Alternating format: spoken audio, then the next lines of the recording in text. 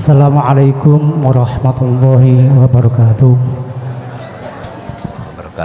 Tepangaken Gus, nami kula Ali Makmun saking Jawa Tengah, Grobogan, Purwodadi, Kecamatan Godong, Desa Warutunggal.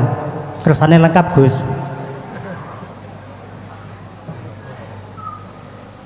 Nggih sasampunipun kawula mirengaken kajian dina takhid dening Gus secara langsung utawi menawi YouTube. Nggih sedikit banyak kula nggih nembe sebatas paham. Namun jeung badhe kula petahaken menika anggenipun ngamalaken dinul tauhid menika napa kedah dipun beat dulu Gus. Niku sepindah kaping kalih nggih menika anggenipun nglampahi amalan kholwat niku napa kedah mawi salat sunat riyen kalian maos wasilah ingkang salajengipun nggih menika ilmu dinul tauhid menika napa angsal dipun sebar luasaken. Sematun Gus nyuwun ngapunten. Wassalamualaikum warahmatullahi wabarakatuh. Waalaikumsalam warahmatullahi wabarakatuh.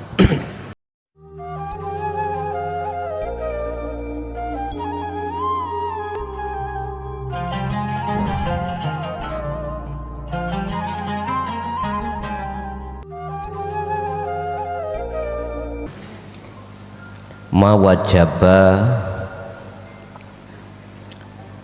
bai'atun, apa wajib bai'at itu sebelum atau sesudah mengamalkan dinut tauhid.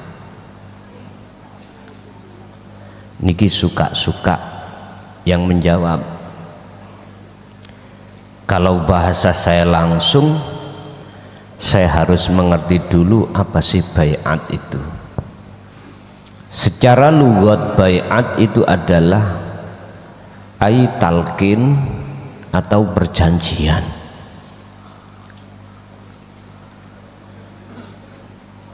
Sehingga ada yang menjanji, ada yang dijanji, dan juga ada perkara yang untuk dijanji.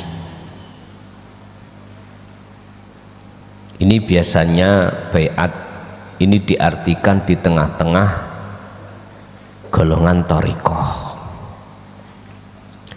Oleh karena kami memakai pengertian hakikat, lawang jenengan lewis di beat Allah mulai dulu. Sebelum ruh itu ditiupkan di jasad, itu sudah Allah beat. Sehingga bahasa beat ini menurut kami adalah menyambungkan talinya ruh pada Allah dan atau mengingatkan bahwasanya Anda dulu sudah berjanji kepada Allah.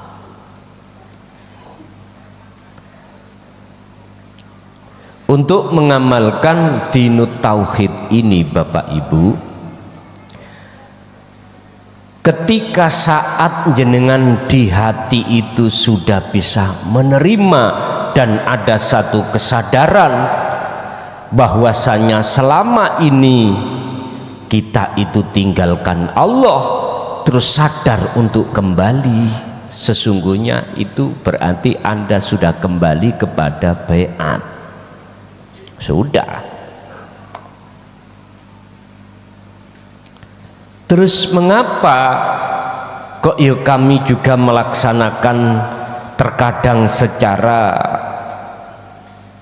simbol di dalam aturan-aturan thariqah, sehingga jenengan saya giring di dalam pembaiatan syahadat hakikat. Iku ben nopo to Pak, sesungguhnya itu ben jenengan ini tidak menyalahi hukum thariqah atau hukum syariat. Padahal walaupun tidak seperti itu, hati Anda sudah bisa menerima dan mengamalkan, itu sudah termasuk Anda sudah kategori kembali kepada perjanjian dulu. Boten napa-napa. Mawajaba qabla sholati sunnah, apakah sebelum melakukan jenengan iki amalan-amalan kholwat itu harus sholat sunnah dulu? Jawab saya relatif aja. Kalau saya berbicara atas dasar ta'aluk hubungan dengan banyak orang di dalam hukum syariat thariqah, lebih baik sholat sunnah dulu, kemudian wasilah, lalu langsung hati berzikir. Tapi bukan berarti Anda tidak melakukan pemanasan seperti itu langsung hati Anda masuk di dalam ruangan zikir, monggo, karena juga ada dasar. Ya ayyuhalladzina amanu dzkurullaha qiyaman wa qu'udan wa 'ala junubihim. Ali Imran 191. Lakukanlah zikir terhadap Allah itu dikala waktu berdiri. Nggak kuat berdiri ya duduk dengkeen ya berbaring. Nah, sudah. Berdiri sambil kerja ulah tasik dereng saged. Oke.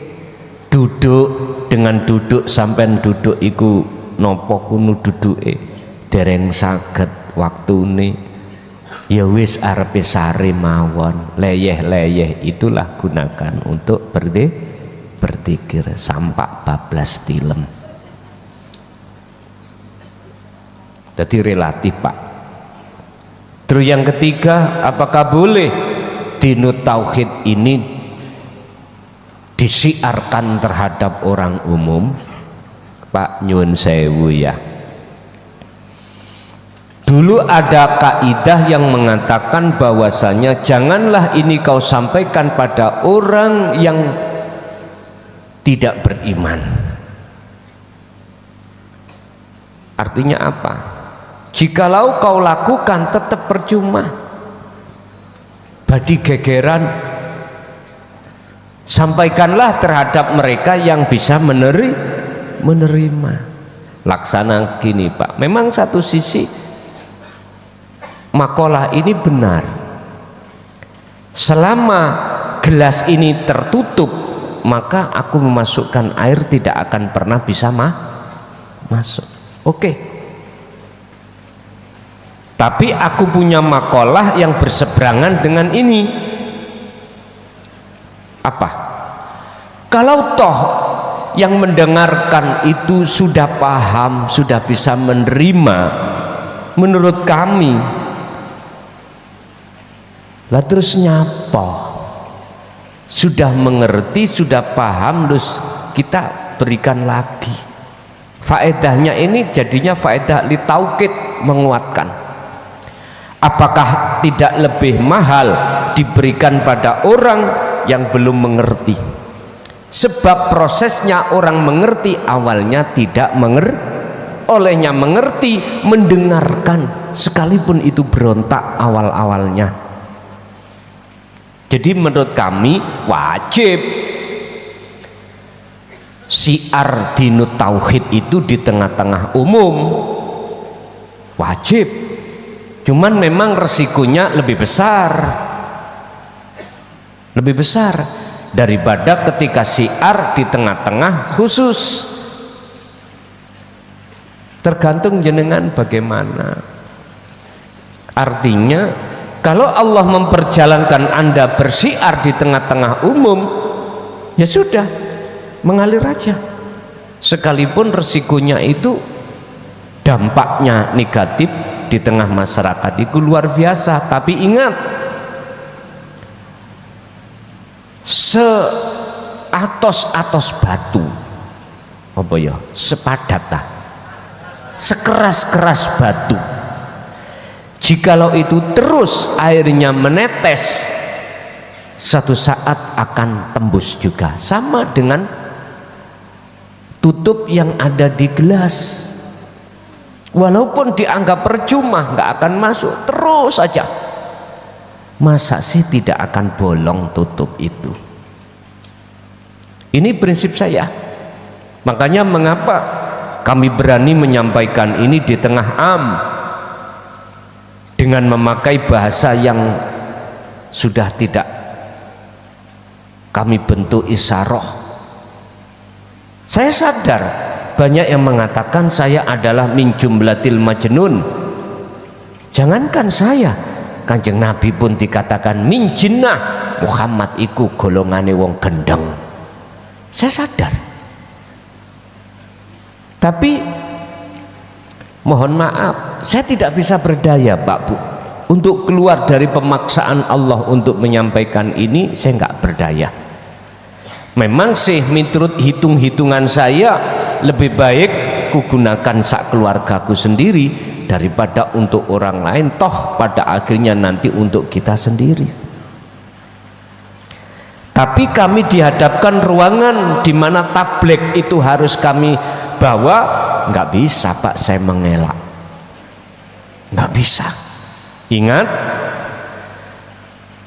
hatta ya'tiyakal yakin, Rasulullah menyampaikan hal ini sampai akhir hayat, sampai akhir hayat.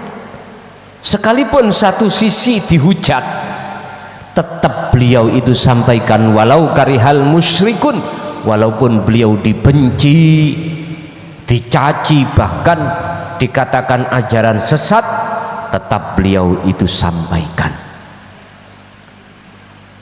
Saya sendiri tidak bisa keluar Pak dari pemaksaan Allah seperti itu. Yang jelas kami sendiri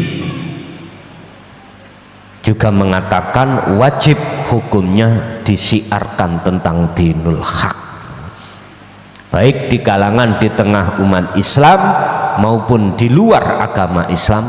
Tetap ini akan kami sampaikan. Urusan diterima dan tidak diterima itu bukan urusan saya. Sing penting ini bisa sampai di telinga para umat. Mekaten. Ada lagi? Silakan.